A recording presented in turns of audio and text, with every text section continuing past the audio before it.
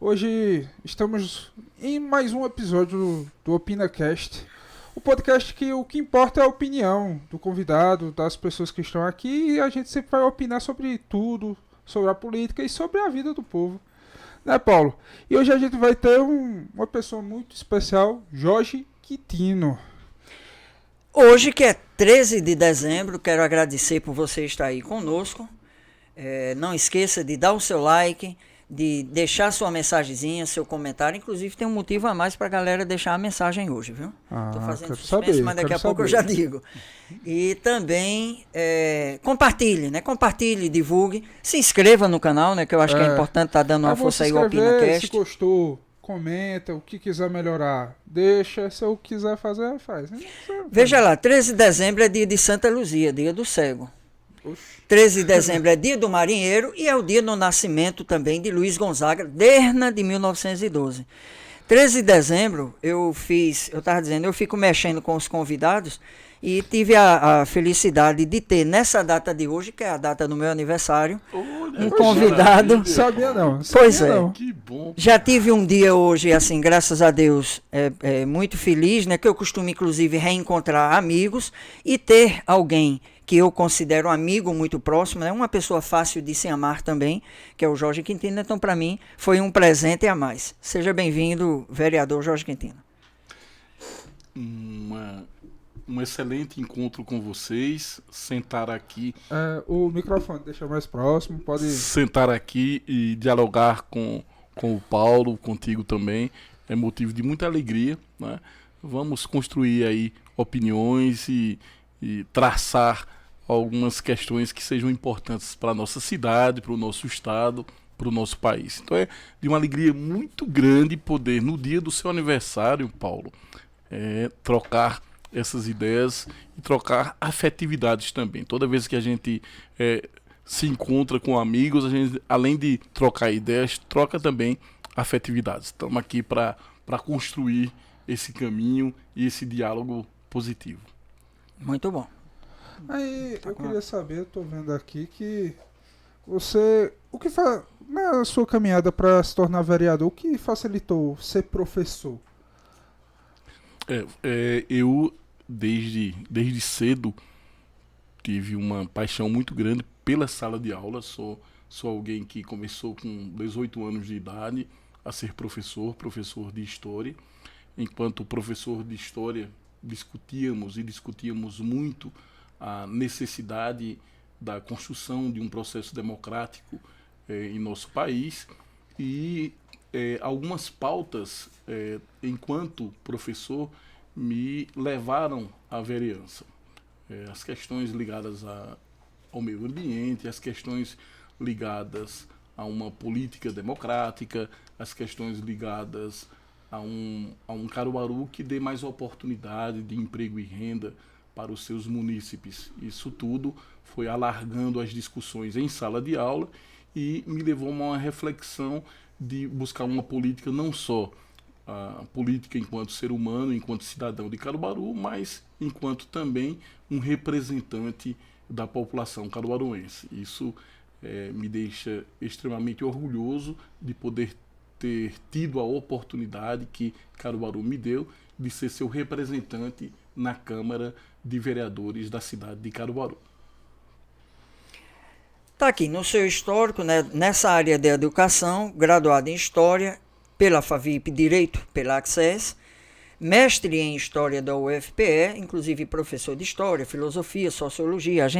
Se a gente quisesse e até pudesse, por questão de tempo, explanar todas essas questões com ele, né, inclusive questões atuais do que está acontecendo com o país, né, essa dificuldade de superação, né, do grupo que perdeu as recentes eleições, as manifestações, como ele analisa isso tudo. A gente tem assunto aí não só para uma hora, mas talvez até para um dia inteiro, não é isso?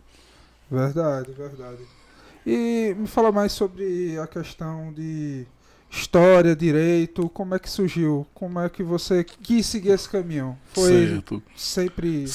Desde cedo eu tive vontade de ser professor. Me lembro que meu irmão Paulo ficava assistindo minhas aulas desde eu tinha 8, 9 anos, e ele ficava dando notas às aulas que eu dava para o meu irmão gêmeo, que tem o nome também do Paulo, né?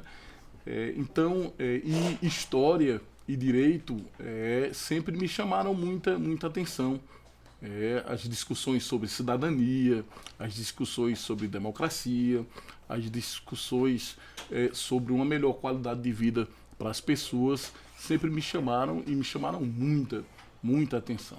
Quero dizer que, enquanto vereador, hoje, eu percebo algo importante que está acontecendo nesse exato momento, não só em Caruaru, bem como em Pernambuco e no Brasil, que é o seguinte: eu tenho consciência de que um vereador ele tem algumas funções importantes. A primeira e maior delas tem a ver com o ato de legislar, isto é, de construir leis. Outro também é o de fiscalizar, de poder ser um órgão de fiscalizar o executivo.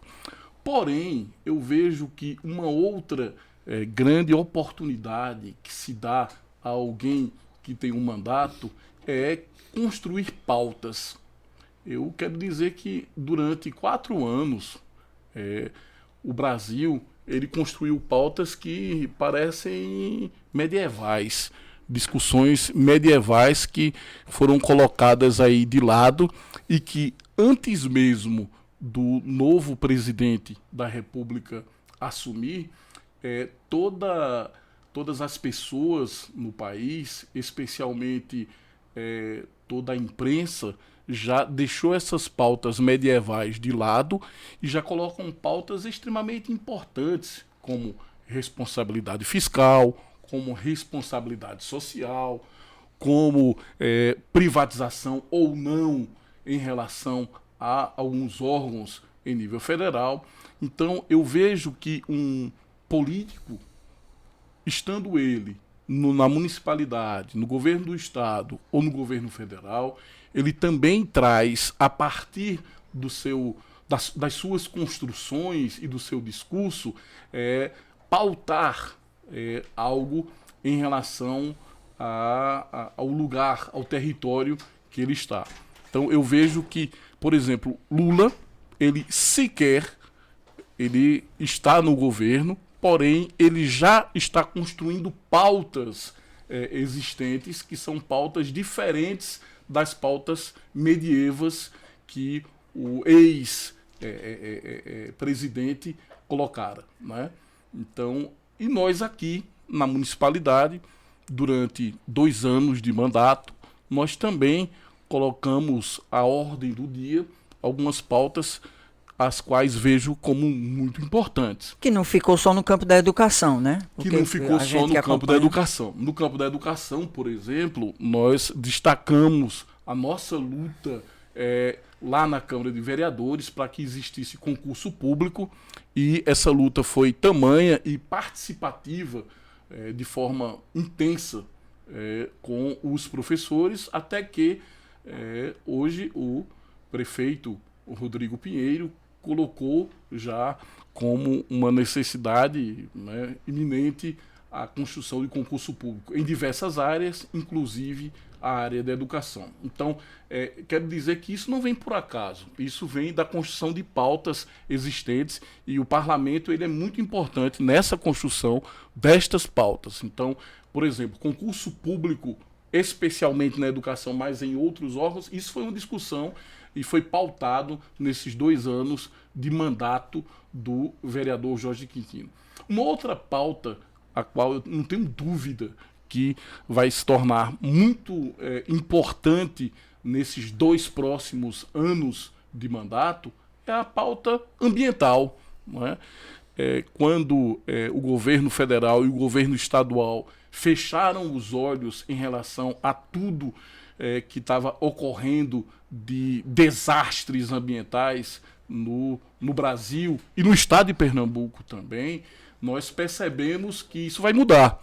Isso vai mudar porque o governo federal ele coloca também como uma pauta importante agora as questões ambientais. E isso vai nos ajudar e ajudar muito para trazer aqui para Caruaru um diálogo intenso sobre processo de reflorestamento, de arborização da cidade, de repensar a nossa relação com o Rio Ipojuca, a nossa relação com os animais. Né? Eu acho que essa legislatura ela tem visto, ela tem observado e tem avançado muito nas relações, e isso não é só de alguém que pauta exclusivamente ou essencialmente essa discussão. São todos nós, vereadores, os 23 vereadores discutem a causa animal com uma seriedade muito maior do que se outrora assim fazia. No campo da cultura, né, inclusive também o seu mandato tem pontuado alguns destaques. Perfeito. Vinculado à cultura, Paulo, nós temos buscado uma sensibilidade maior por parte do Poder Executivo em relação a algumas necessidades, como a valorização e muita necessária do artista local, né? Principalmente da construção de uma cultura popular. Né? Percebemos que essa cultura popular ela sofreu muito no período da pandemia, né? Mas que agora ela ressurge com uma força muito grande e precisa ter um olhar sensível por parte do Executivo e também do Legislativo. Eu creio que, além do que disse, de legislar, além de fiscalizar, o vereador ou qualquer político que seja hoje precisa pautar com um olhar singular, com um olhar qualificado e com um olhar profundo as necessidades básicas da sociedade, seja ela caruaruense, pernambucana, seja ela brasileira. Então, eu vejo como um momento muito significativo esse que o Brasil, que Pernambuco e que Caruaru vive hoje. E nós não podemos ser míopes em relação a essa grita, a essa necessidade, por exemplo, de discussões sobre o que está na pauta do dia, né? Vinculado ao seguinte, né? A responsabilidade fiscal e responsabilidade social. Gente, essas duas responsabilidades, elas coadunam uma com a outra. Nós não podemos ter uma responsabilidade fiscal que feche os olhos em relação às necessidades sociais às quais nós vivemos. Porque a economia ela é construída por pessoas. O ato de comprar, o ato de vender, o ato de comercializar, o ato de consumir é feito por seres humanos. E esses seres humanos eles precisam ter uma dignidade.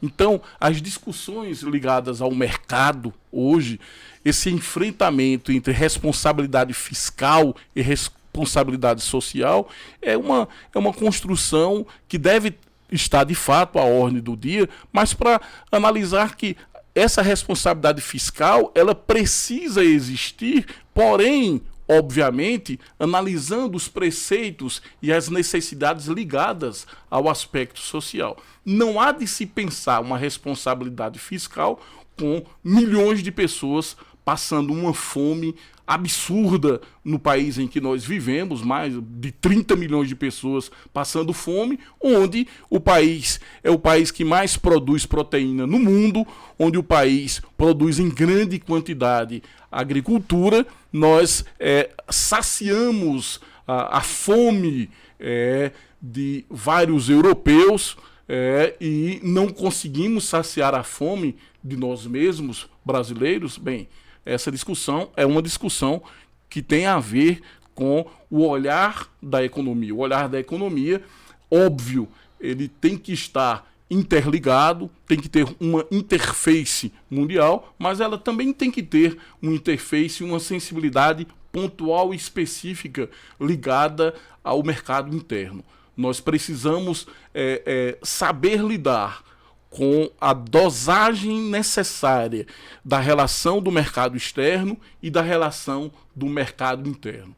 Eu não tenho dúvida alguma que o Brasil buscará retornar uma sensibilidade maior para essas 30 milhões de pessoas que estão passando fome, porque viramos uma página nefasta da história do Brasil, e creio que esse virar a página dessa história nefasta, ela possibilite que as pessoas voltem a ter um mínimo de sensibilidade social, um mínimo de responsabilidade fiscal e social, que possa trazer qualidade de vida para as pessoas, que possa trazer equilíbrio ambiental melhor para as pessoas. Então fico, de fato,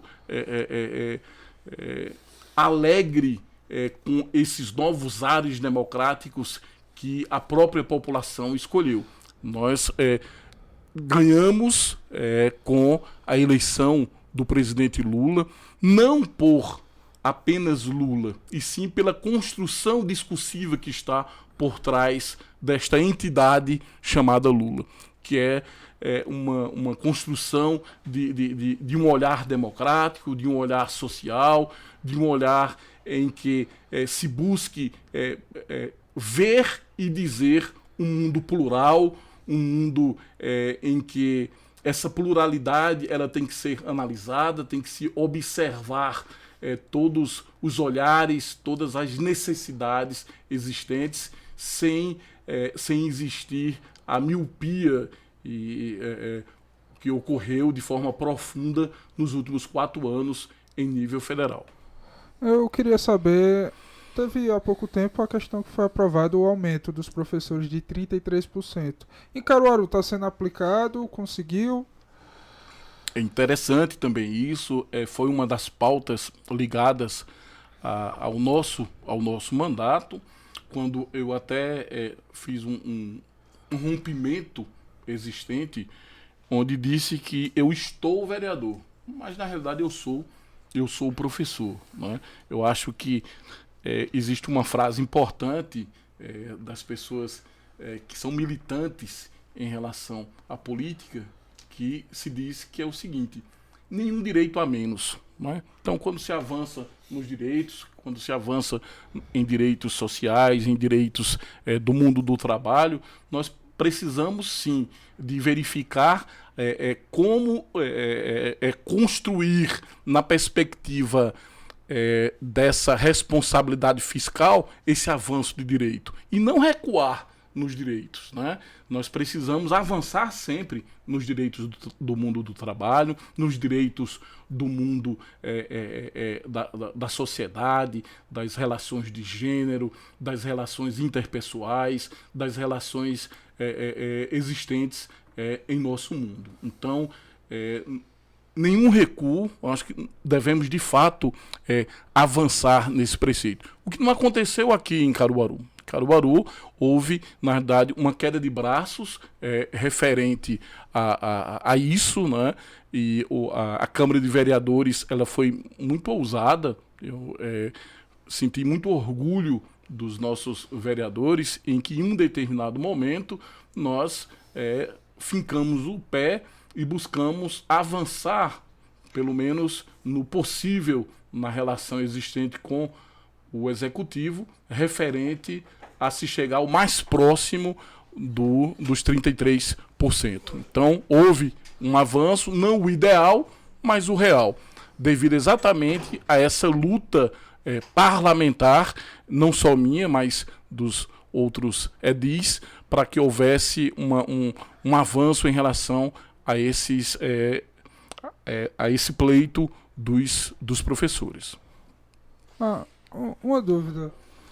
Quando eu não entendo muito bem essa questão, quando esse aumento foi feito, eles não viram que tinha os municípios que pagam, eles não tinham como ver se tinha condições de fazer esse aumento? Como é que funciona? Veja só, o impacto orçamentário em relação a este aumento, ele é uma questão de prioridade, né? Então, alguém que se diz que coloca a educação como prioridade, esse impacto realmente foi um impacto grande, né? A gente entende que foi um impacto grande em Folhas, tem municípios muito muito mais simplórios na perspectiva econômica do que Caruaru. Caruaru é uma grande cidade, Caruaru tem um orçamento grande em relação a outras cidades, então eu não vejo na especificidade Caruaru o porquê não do pagamento em relação ao aumento dos professores, observando-se que, em se sendo uma prioridade, poderia isso ser feito, né? Essa prioridade ela precisa ser feita, porque eu vejo tanto o educador como quem trabalha na área da saúde, nesse momento histórico desses últimos 2 anos ocorridos, eu vejo enquanto heróis de guerra. Nós acabamos de passar por uma grande guerra essa que não terminou por completo, mas eu acredito que o fronte maior nesses 2 últimos anos da pandemia, ele de fato ocorreu. Então, os sobreviventes dessa grande guerra existente são os professores, são os profissionais na área da saúde. Lógico, todos nós que sobrevivemos somos sobreviventes, mas estes 2 heróis de guerra, eles não podem ser esquecidos, eles têm que ser muito valorizados na sociedade a qual nós vivemos. Então, esses heróis de guerra, eles, além de condecorados discursivamente, eles precisam uma melhoria na perspectiva do salário, mas também da qualidade no mundo do trabalho. Nós percebemos que tanto profissionais de educação como quem trabalha na área da saúde, eles não têm bons salários ainda e também não têm condições de trabalho que sejam ideais para o seu labor, para as suas construções. Mas estamos aqui para lutar, para enlarguecer essas possibilidades de melhoria da qualidade de vida, principalmente desse povo. E na questão do meio ambiente, fiquei interessado sobre a questão do Ipojuca, tudo. O que está sendo feito hoje nessa questão do Rio Ipojuca, do meio ambiente em Caruaru? Foi muito bem colocado. O BID ele tem investido muito na melhoria do Rio Ipojuca.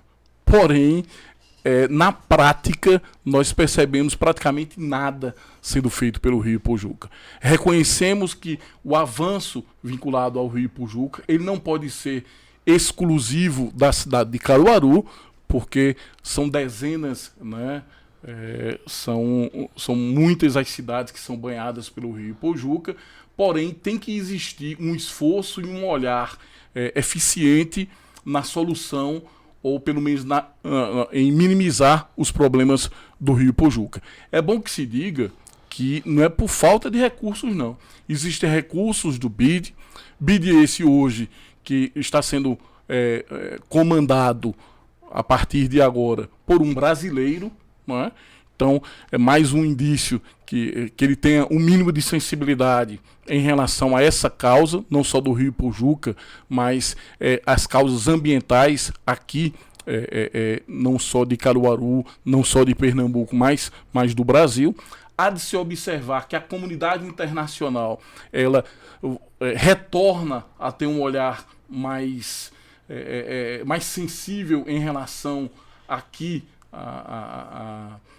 ao país e, por que não, a Pernambuco e por que não a Caruaru, já que a pauta hoje é discutida como uma pauta ambiental, como uma das prioridades do governo federal. Então, eu vejo que muito tem sido investido, nada tem sido feito, mas precisamos colocar, sim, como uma pauta prioritária a nossa relação com o Rio Ipojuca, a nossa relação com as questões ambientais. Caruaru sofre porque não tem educação ambiental. Você pode perceber por uma característica arquitetônica, todas as casas e todas as construções comerciais que estão no entorno do Rio Ipojuca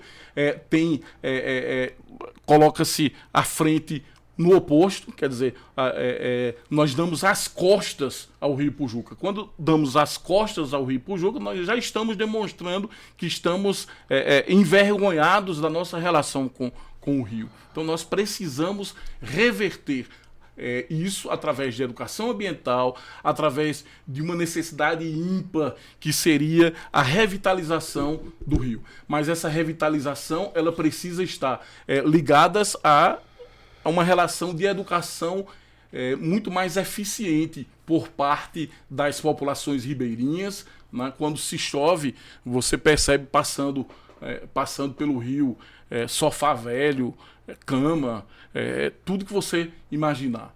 Então, nós precisamos ter uma relação de amor em relação ao Rio Ipojuca. E a questão do esgoto sanitário mesmo, o esgotamento, né? Existe uma empresa não séria, né? A qual todos nós, cidadãos pernambucanos, temos uma relação sempre conflituosa com ela, que é a Compesa. A Compesa, ela é a causadora de muitos males em relação ao Rio Ipojuca, porque nós pagamos esgotamento e ela, historicamente, joga esse esgotamento ainda hoje no Rio Ipojuca. Quer dizer, a Compesa, que é uma empresa que deveria zelar de forma competente pela qualidade da água existente, ao contrário, ela joga esgotamento no Rio Ipojuca.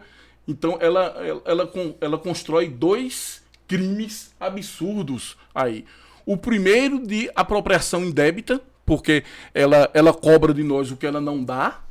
Segundo, um outro dado também é que ela comete o crime de jogar esgoto em água que poderia ser muito mais limpa do que é. Né? Existem outros dados também que são observados por nós ambientalistas, que é, por exemplo, a questão das lavanderias. Né? Existem muitas lavanderias as quais ainda jogam no Rio Ipojuca ou nos afluentes do Rio Ipojuca uma grande quantidade de química que produz praticamente morte do rio. Então, precisamos ter um cuidado, um zelo muito grande para com isso, e para isso existe a necessidade de pautar essas discussões. Por isso que digo que logo no início do ano que vem, no início de 2023, nós estaremos construindo um fórum muito forte de discussão da revitalização, da requalificação do Rio Ipojuca. Vamos trazer e vamos chamar a ordem do dia o governo do estado, né?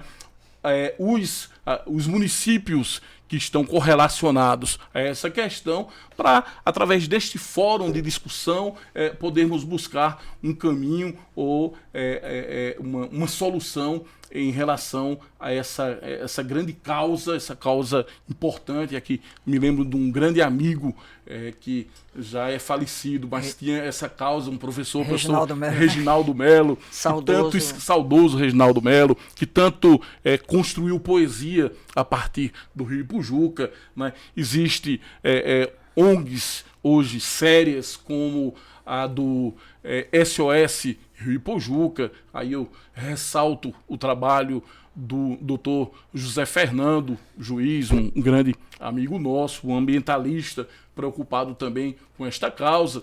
Então, creio que precisamos discutir, debater intensamente, pautar essa questão e trazer elementos e projetos qualitativos para a solução desse problema, que é o Rio Ipojuca, que deveria ser uma solução. Eu me lembro bastante que há muito tempo atrás existia a Companhia de Navegação do Rio Ipojuca. Finais de semana, os namorados, os noivos, passeavam no Rio Ipojuca em jangadas, porque era um lugar romântico. Meu Deus, se hoje você fazer isso, acaba o namoro, acaba tudo, né? Então, precisamos resgatar a pureza e o olhar sensível em relação ao nosso rio. A gente fala da Compesa, ainda que se entenda as limitações, porque geralmente a justificativa é o quê? Que as tubulações são antigas, então teria que haver um investimento maior em relação a isso.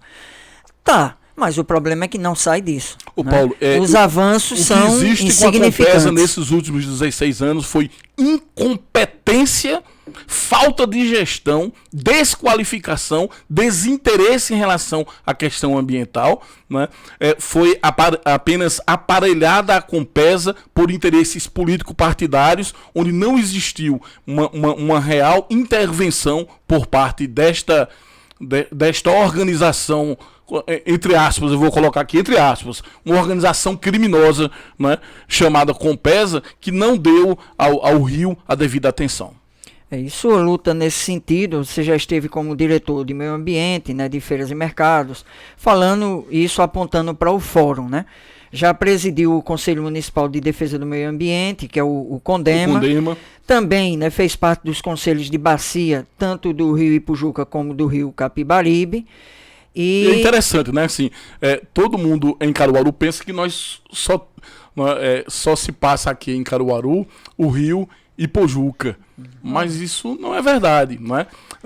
Ali entre Caruaru e Toritama, nós temos também o rio Capibaribe. Então nós temos duas bacias, a bacia do Ipujuca e a bacia do Capibaribe, que também passa por problemas seríssimos, principalmente lá por lavanderia. Até a cor, se você passa lá naquele você percebe a cor completamente diferente da realidade, né? É um absurdo o que acontece nesses dois rios. Nós, de fato, precisamos tomar as rédeas desse processo. Lá no Poder Legislativo, além de membro da Comissão de Finanças e Orçamentos, daí foi bom ele ter dado esse comentário também nessa área, né, dos salários dos professores, mas também, como vereador, preside a Comissão de Educação, Cultura e Esportes e Meio Ambiente. Ou seja, essa questão do fórum que vai vir não é só algo pontual para o futuro, né? É também a culminância de algo que em toda a sua existência já foi desenvolvido. No seu mandato, olhando assim de uma forma mais ampla ainda, mais global, o direito à cidade, né? Tem ações também, ou alguns planos de projeto para a área de moradia, outras áreas, por exemplo, mobilidade urbana, do direito à cidade de um modo geral? Perfeito. Uma outra pauta que nós colocamos como prioridade e temos já discutido com o governo do Rodrigo Pinheiro, com o governo, com o executivo, seria a questão da mobilidade urbana. Eu já tenho feito um link entre o governo da cidade de Caruaru, o executivo de Caruaru, com a SUDENE, que é a Superintendência do Desenvolvimento do Nordeste. Eu tive por lá de forma breve, onde existem recursos para a finalização de algo que eu acho imprescindível para a cidade de Caruaru, que é a finalização do que nós chamamos de o que foi começado lá atrás, o anel viário. O anel viário, né? Esse anel viário, ele é uma prioridade e uma emergência em relação às questões de mobilidade, e que foi colocado de lado por questões políticas. Só por isso, gente.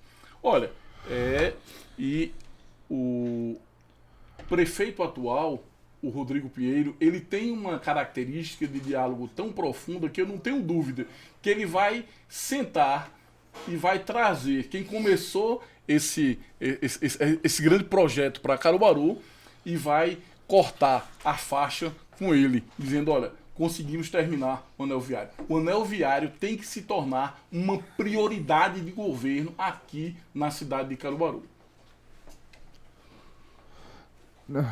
Podemos.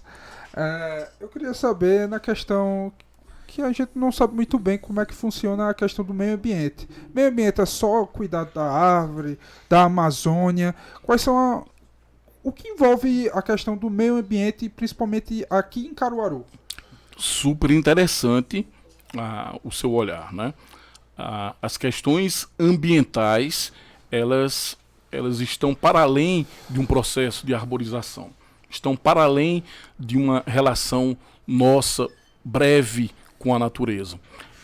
Nós percebemos que a relação ambiental hoje é uma questão de sobrevivência da raça humana.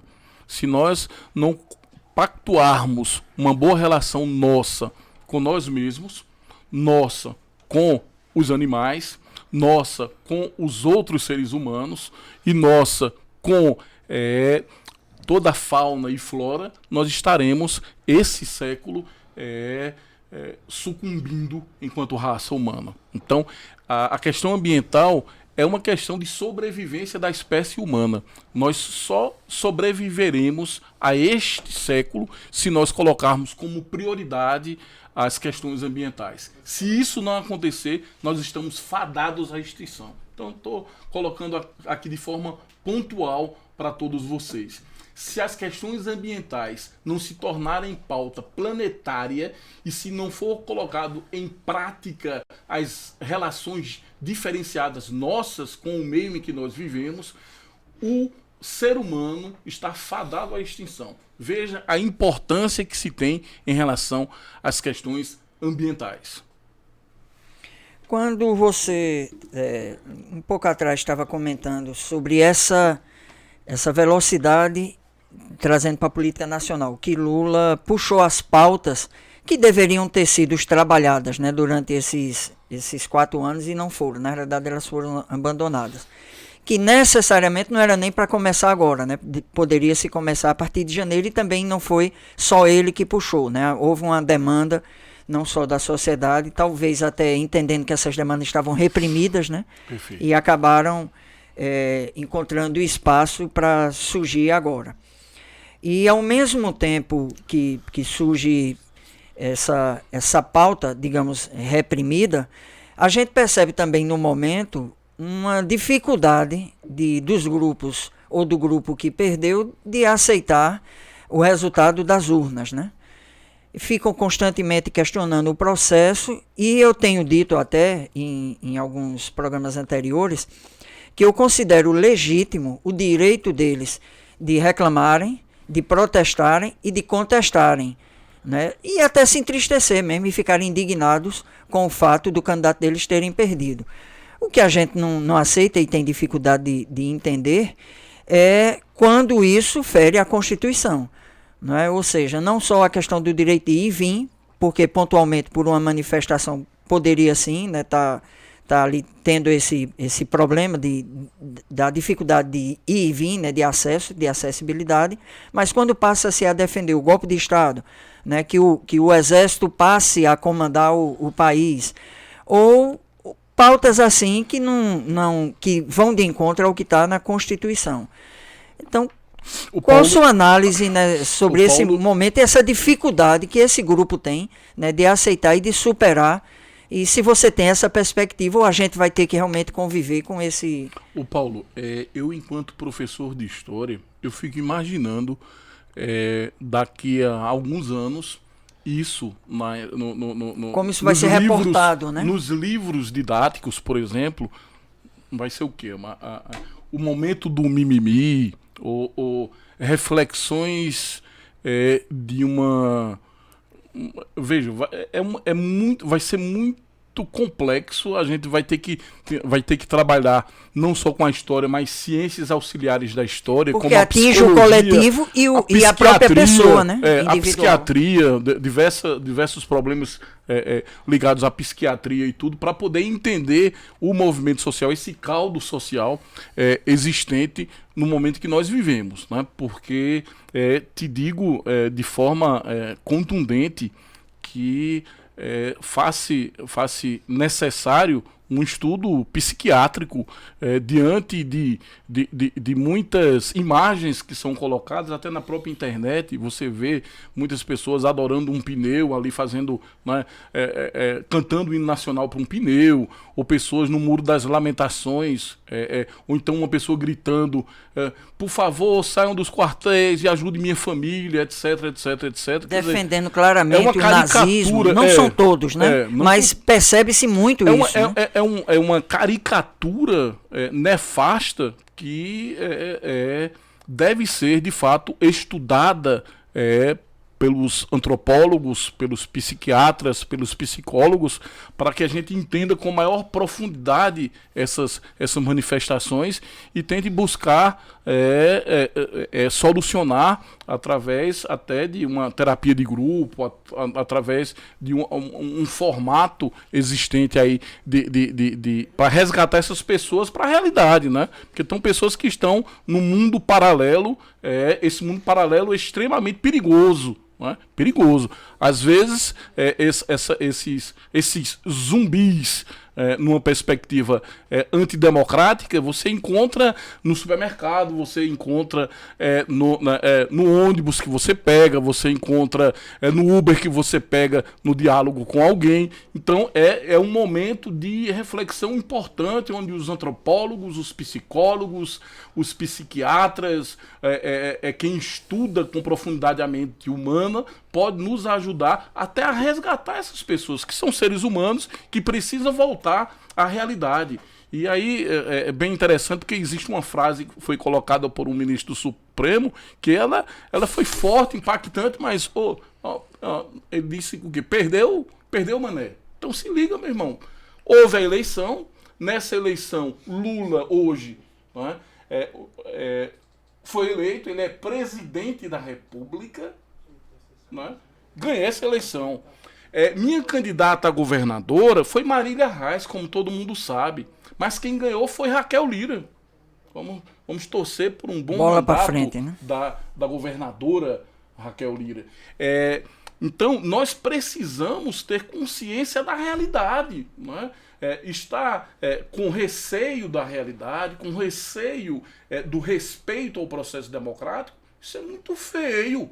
Muito feio. Papai e mamãe devem ter ensinado, para quem ainda não se ligou em relação a, que nós precisamos respeitar o processo democrático. Nós precisamos respeitar as urnas. Né?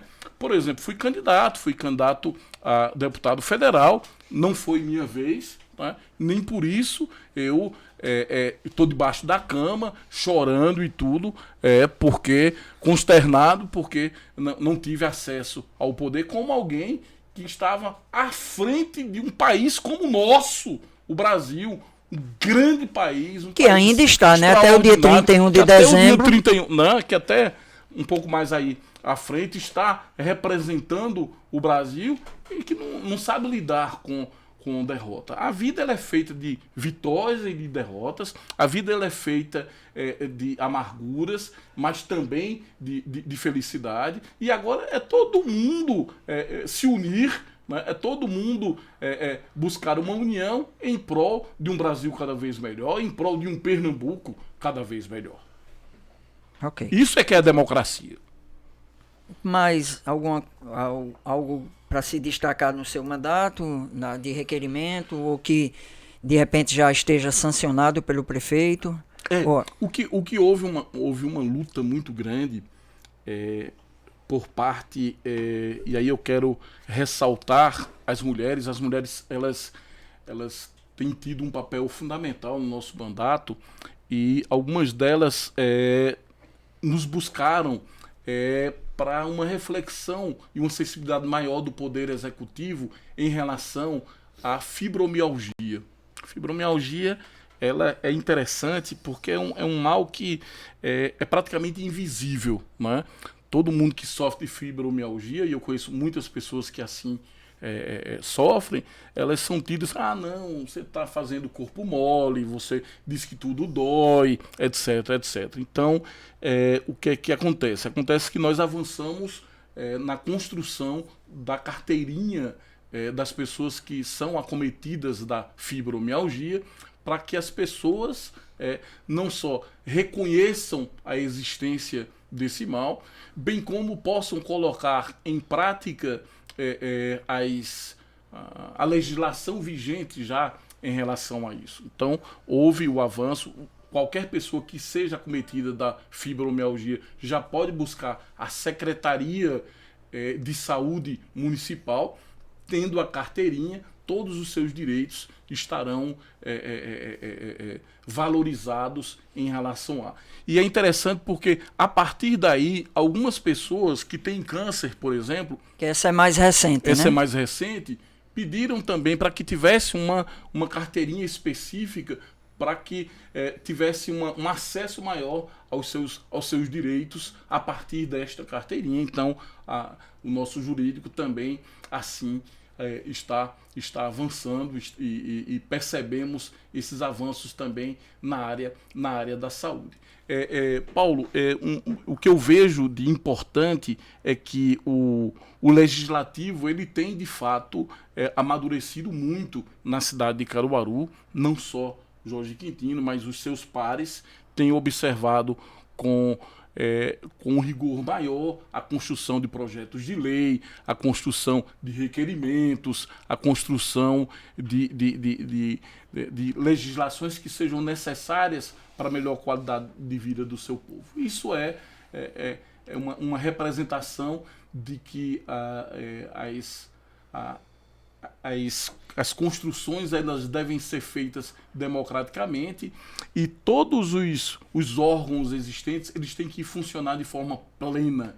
Hoje o legislativo ele tem uma força muito grande na cidade de Caruaru, exatamente devido a essa maturidade institucional. As instituições de direito elas precisam cada vez mais terem força para que essa força, esse avanço possa representar, de fato, melhor qualidade de vida para o nosso povo, que é exatamente esse o objetivo das instituições democráticas.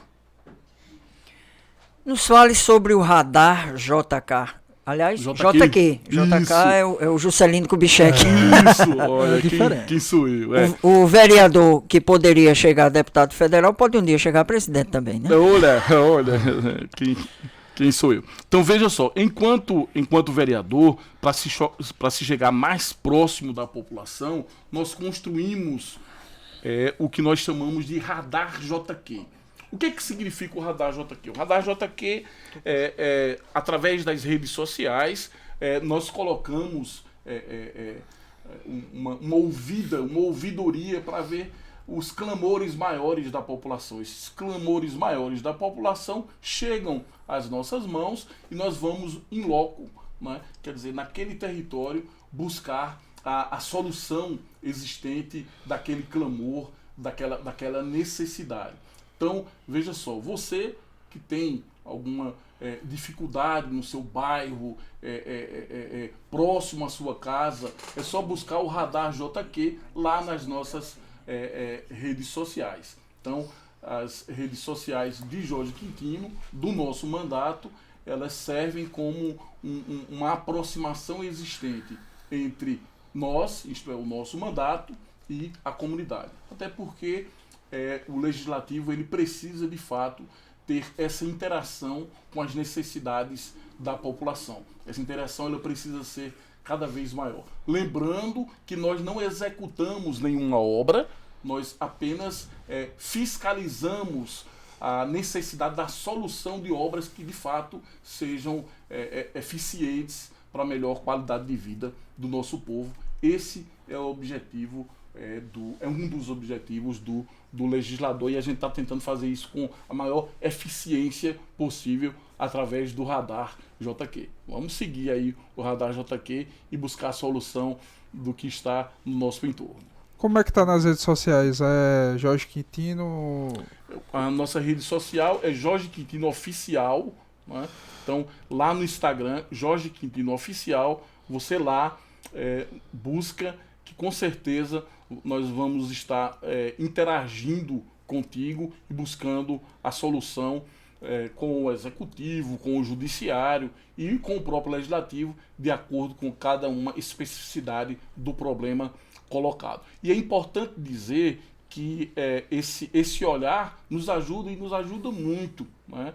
O nosso mover ele tem que ser feito a partir da população, da chama, do desejo da população.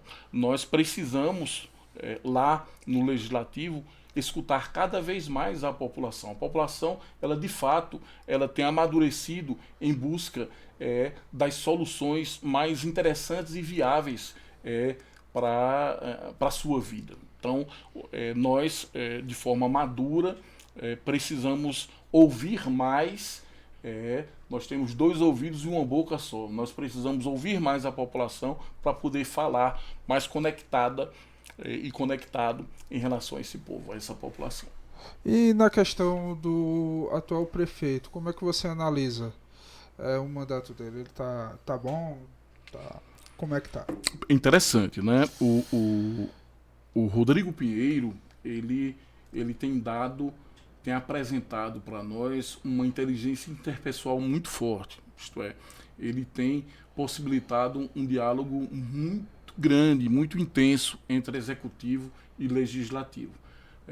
Esse diálogo ele é positivo, né? Eu vejo como uma porta de solução dos problemas existentes da municipalidade, esse diálogo, né?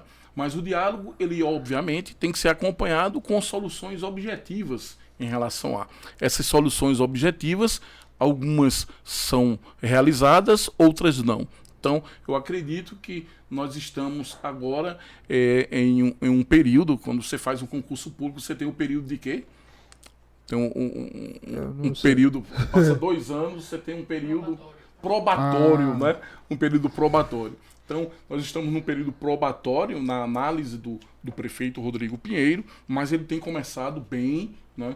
Porque ele tem ouvido, né? Ouvir principalmente o legislativo. Porque veja só, ouvir o legislativo significa ouvir a população. Porque já que os vereadores, eles estão vinculados e dialogando com a população intensamente todos os dias.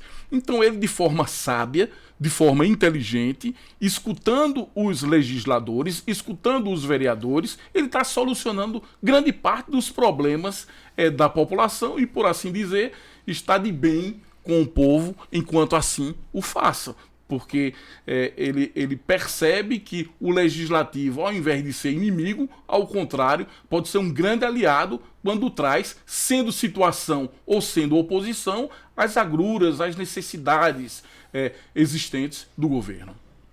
E na questão da governadora eleita, qual é a sua expectativa do governo dela? Como é que você vê? Nesse ponto parece que ela já aprendeu a lição, né? Ela está tendo uma diferença no trato, já sinalizando se aproximar do Legislativo Estadual, já chamou para um almoço, algo que não era a mesma prática com o Legislativo aqui no período que ela estava como prefeita. Veja só, eu me lembro bastante que nós fomos chamados também no início da legislatura para um café da manhã. Café da manhã muito bom, um diálogo extraordinário com a então prefeita de Caruaru, prefeita Raquel Lira. Situação e oposição. Situação e oposição, né? Foi um diálogo muito bom. Mas, veja só, é importante existir o diálogo, mas o diálogo ele tem que estar acompanhado com soluções das demandas, né? Não adianta você apenas escutar e não solucionar as demandas existentes dos parceiros políticos colocados. Então, veja só, o Legislativo Estadual, isto é, a Câmara de Vereadores é algo, e o Legislativo Estadual a ALEP, a qual ela foi membro da ALEP, é algo muito mais complexo, né?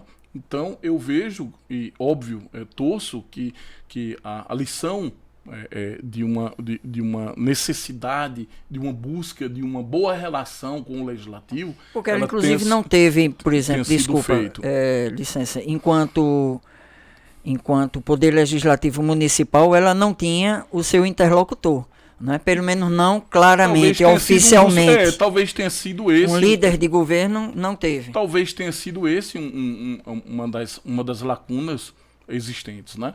Mas eu espero, enquanto pernambucano, eu espero, enquanto cidadão, que o governo da prefeita Raquel Lira obtenha êxito lembrando e preocupado já com o discurso da reforma administrativa. Quer dizer, nós estamos de olho nessa reforma administrativa. A reforma administrativa, ela deve, de fato, enxugar a máquina, mas ela não pode possibilitar com que essa máquina deixe de funcionar, deixe de gerenciar a solução dos problemas sociais. Então, uma coisa é fazer uma reforma administrativa. Outra coisa é fazer com que os serviços existentes não sejam de qualidade para a população. Acho que ela tem que tomar todo zelo em relação a isso, mas eu creio que vai fazê-lo e estamos torcendo para o êxito do seu governo. Quando fizeram essa pergunta, inclusive uma vez a Douglas Sintra, senador,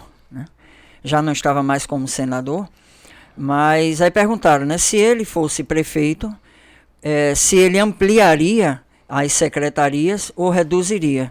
Ele deu uma resposta baseada exatamente nisso que você comentou. Né? A questão não é ampliar ou diminuir. A questão é ver se os serviços que precisam chegar à comunidade estão sendo contemplados. E é uma questão de gerência, ou seja, onde não está havendo uma boa gerência naquela secretaria, então, sim, pode se substituir e procurar melhorar o desempenho dela. Então, necessariamente não é crescer ou diminuir, mas pensar na sociedade se está sendo atendida ou não, né? Um Estado eficiente, ele é um Estado que deva pensar exatamente nisso, né?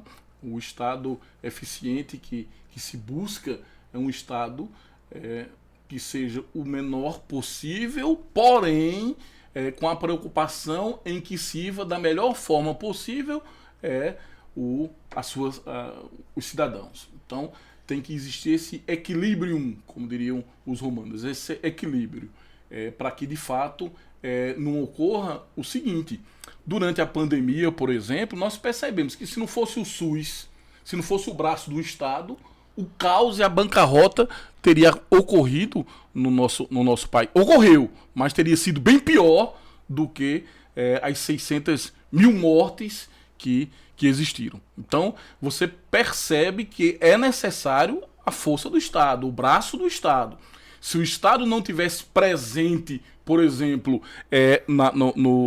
na ajuda financeira que deu para aquelas pessoas que estavam mais vulneráveis, o caos também social teria ocorrido no nosso país. Então, o braço do Estado, ele é necessário. Agora, o tamanho da força desprendida em relação a isso é que volta aquela discussão nossa entre responsabilidade fiscal e responsabilidade social. Nós estamos terminando da maneira que começamos. Quer dizer, esse equilíbrio existente entre responsabilidade fiscal e responsabilidade social, ele é muito sério. Eu vi uma charge ontem que a lágrima caiu, que eram duas crianças e o pai passando fome, e o pai dizendo, olha, fala mais baixo e tudo, porque o mercado pode escutar e aí isso pode trazer problemas. Quer dizer, caramba, tem alguma coisa errada nesse processo, né? O mercado, ele deva existir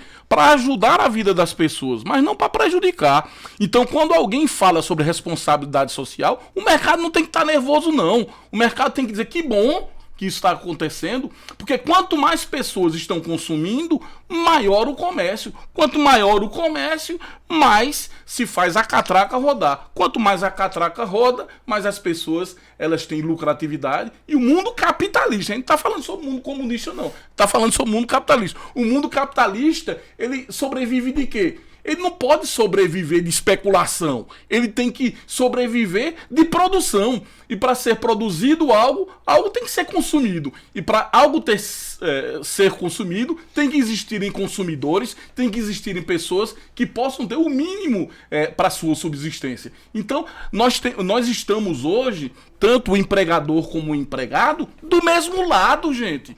Não pensem diferente disso, não. Aquele empregador e o empregado estão do mesmo lado. Agora, o especulador está do outro lado. O especulador, ele não quer produção. O especulador, ao contrário, ele trabalha apenas com a perspectiva de especular a miséria né? E a destruição tanto do empregador como do empregado, daquele que está na produtividade. Quanto maior a produtividade, menor a especulação.